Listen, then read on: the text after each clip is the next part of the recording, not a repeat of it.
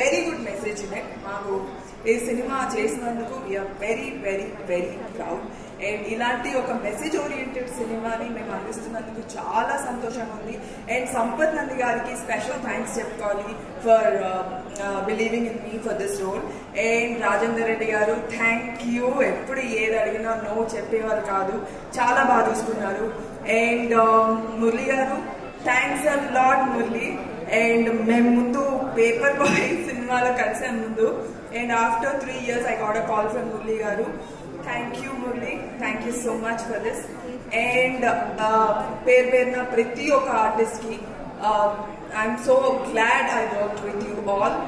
And మళ్ళీ చెప్తున్నా, ఈ సినిమా మీకు మస్తు నచ్చుతుందని అనుకుంటున్నా.